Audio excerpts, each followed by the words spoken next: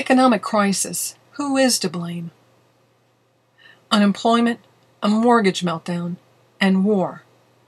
This is a short documentary on America's current economic crisis. Well, who is to blame? Many would like to blame President Obama for the current economic crisis in America. But the real truth started before Obama ever thought about entering the Oval Office. Back in 1986, President George Bush Sr. entered into negotiations with both Mexico and Canada to implement a free trade agreement. It didn't happen. He was voted out of office. That responsibility fell to Mr. Bill Clinton, who subsequently passed NAFTA and GATT in 1993.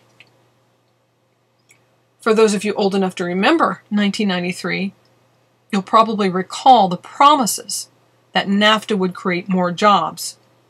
We now know that was a lie.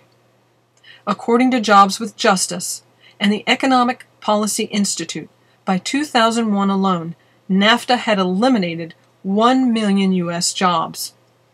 Then from 1998 to 2011, another 3 million manufacturing jobs were lost and moved overseas, as reported by the AFL-CIO. In 2010, we lost almost 8 million jobs due to a global depression, and according to CNN, are not expected to return. Experts say, in order to regain a 5% unemployment status and put the economy back on its feet, it will take 10 million jobs. That's the creation of 125,000 new jobs every month just to keep the unemployment rate from rising higher. America's crisis cannot be blamed upon one individual or one political party, but a series of steps taken by politicians in Washington over decades. It was George W. Bush Jr. who brought the United States into 2 wars, both in Iraq and Afghanistan, which President Obama inherited. But remember, both Democrats and Republicans voted firmly to put the United States in the Middle East.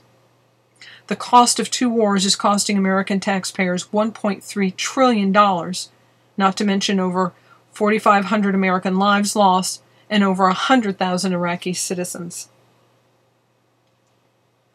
Then you throw in a mix of a mortgage meltdown created by a deregulated banking system, which also started back in the 1980s. With the repeal of the Glass-Steagall Act of 1932, U.S. banks were no longer separated into 2 classes, commercial and investment. Congressional hearings of their time discovered fraud and conflicts of interest in the handling of investment securities, which led to the passage of the bill. This is not unlike what's happened with today's crisis, where banks have monetized debt, everything from mortgages to credit cards and student loans. They have even gone so far as to illegally forge notes and internal documents in order to foreclose on unsuspecting homeowners. Does that sound familiar? To date, over 370 U.S. banks have failed at the cost of $662 billion, with many more on the verge of collapse. Contributing to America's economic collapse was a real estate bubble that burst in 2008. Economists have been predicting that the housing sector was overinflated and the market would readjust. When? No one seemed to know. Property values across the country were skyrocketing, which led to a lot of Americans entering into a real estate market for investment purposes. Buying and flipping became the new norm until 2008. Banking deregulation allowed consumers to get into new homes for little or no money down. Banks and mortgage brokers made a financial killing by approving mortgages to homeowners who could little afford 30 years of mortgage payments. Economists now predict there will be a second real estate bubble affecting commercial real estate in the fall of 2011. But that's not the only factor affecting our economy. According to the USDA, over 75% of our food supply is imported from foreign countries, with fish and seafood up to 90% and fruits and nuts doubling since 1998. As much as 70% of all vegetables consumed in the United States come from Mexico.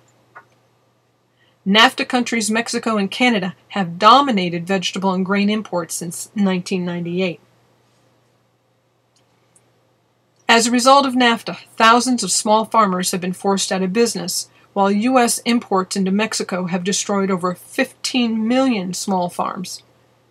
The only people that have profited are the large corporate farms, Tyson, Cargill, and ADM.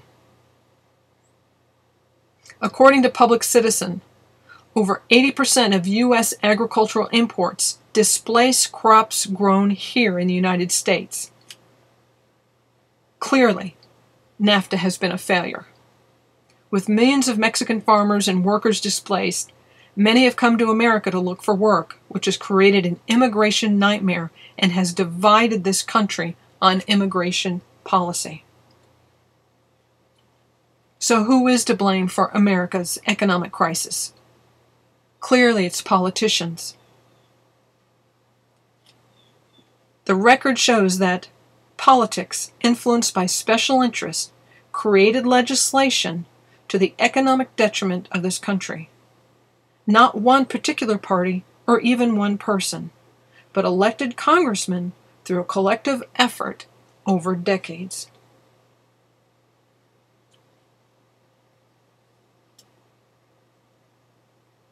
Multinational corporations pour money into wallets at Congress, which has resulted in the passage of laws such as NAFTA, favoring those same corporations. With an average of $5 million per congressman and 25 lobbyists per congressman, special interests have influenced decisions by policymakers in Washington, elected by the American people.